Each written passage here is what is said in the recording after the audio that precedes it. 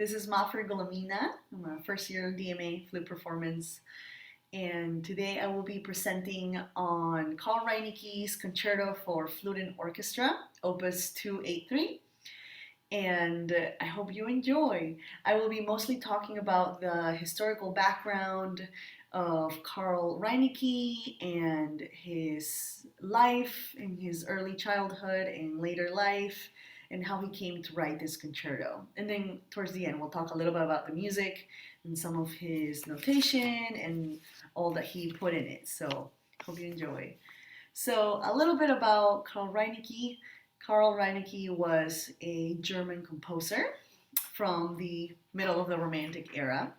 And he's especially important composer for us flutists. And that is due to the fact that three of his pieces have become part of our standard repertoire for the flute. Those pieces include his Sonata Undine, his Concerto for Flute and Orchestra in D major, which is the one I will be talking about today, and he also wrote a ballade for flute and orchestra as well, later in his life. So a little bit about him is that he actually was taught by his own dad, Rudolf Reinecke.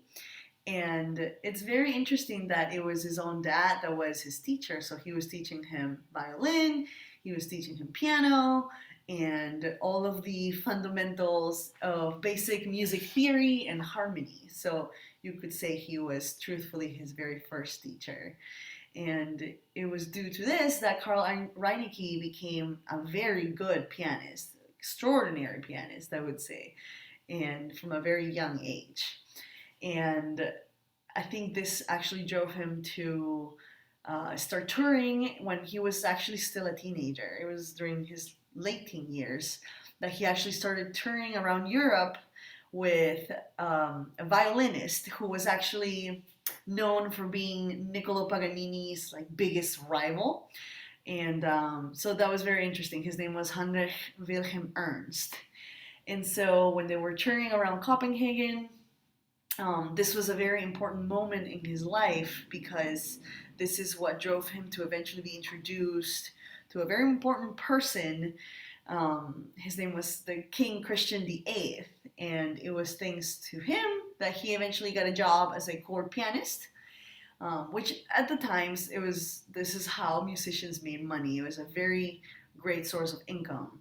So this had Reinecke actually moved to Leipzig, and he absolutely loved this city. To him, it was a very vibrant musical city with tons of opportunities for musical growth, and he definitely made sure to stay most of his life in this city.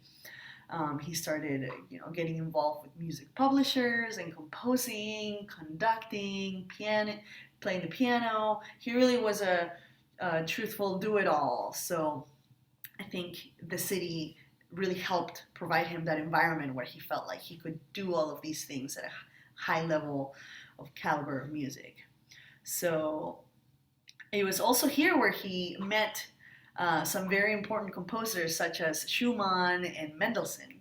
And it was actually Mendelssohn who got him involved with the Gewandhaus concert house, and that was really important for him because I think that's just where everything was happening at the time. And then eventually he started teaching at the Conservatory of Cologne. So it was here that he kind of had all these multiple job and teaching positions. He was really a versatile artist. And the problem with this is he kept so busy, he never quite felt like, he was putting his true self out there just because of the amount of busy work that he had. Anyway, later in his life, right around the age of 84, is when he found himself to have a lot more creativity.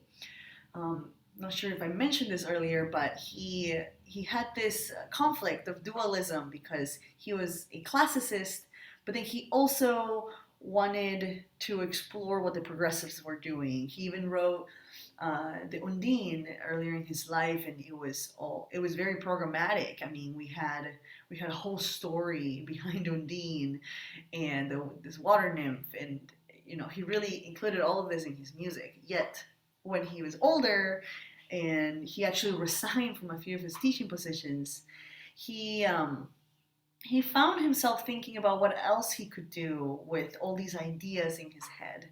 So this is when the concerto came to life. So I have a little quote from him.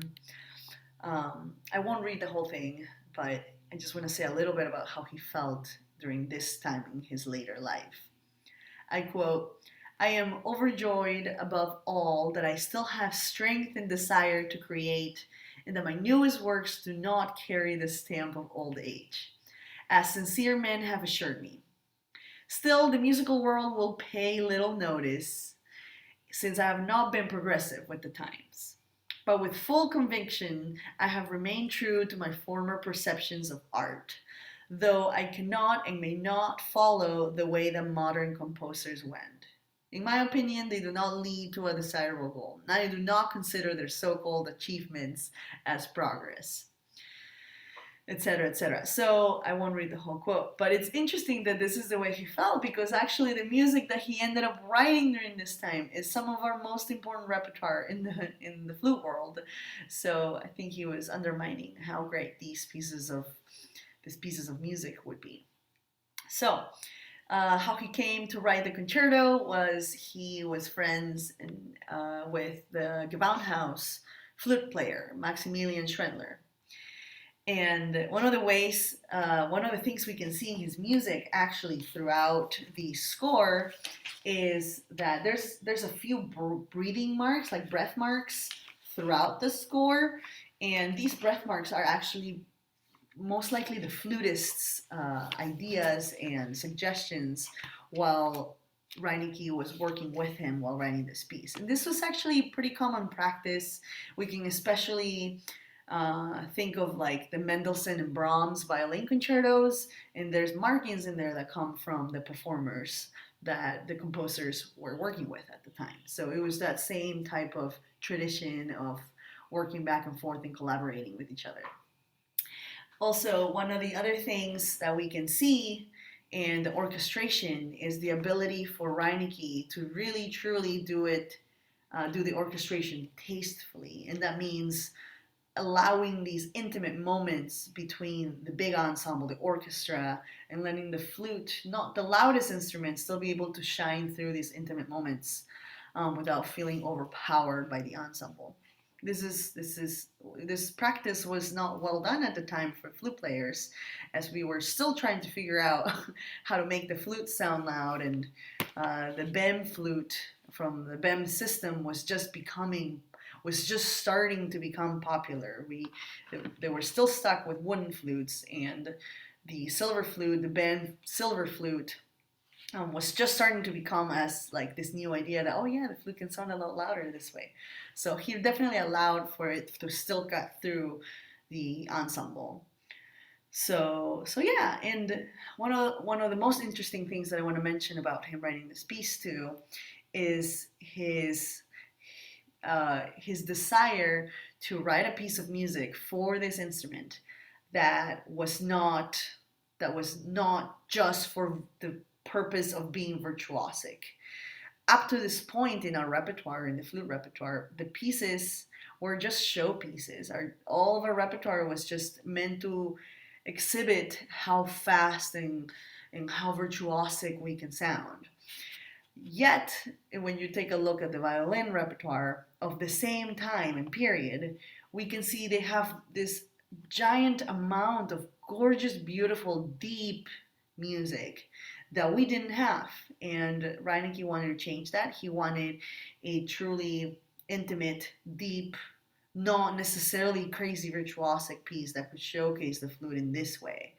So, we're comparing it to pieces such as like the Franck, the César Franck for violin. That is a very deep piece, so he wanted to kind of have that same timbre for this piece. So we can see that these musical views and his values when he wrote this piece. I mean, even at the very beginning of the piece, we can kind of see there's a few chords going on at the very beginning. They're not very loud. This is a piano reduction, but there's really not much. It's a very thin texture. And then when the flute comes in, it says con amabilia, which means to be played in a graceful way, and definitely ad lib on the next measure. We can see that this is already not your regular show tune, show piece. It's much more lyrical, much more deep, and as soon as the orchestra comes in, it's one of the most gorgeous melodies.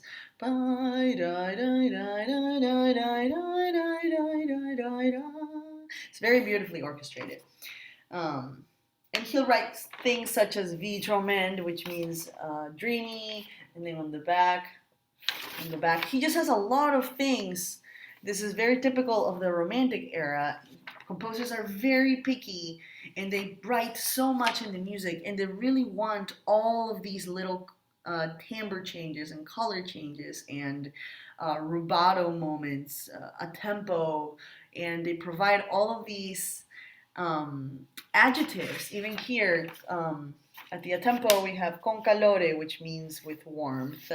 And later in the second movement, even, we can see more of these sorts of markings. Let's see here. For example, I don't think it's actually right here when the flute comes in. It's very small, but you can see it says con dolore, which means with pain. This is again the type of marking that you would only see on a piece of music that's meant to be dark and painful and with a lot of depth. So those are just some of examples of his musical notation and the way he decided to write the piece.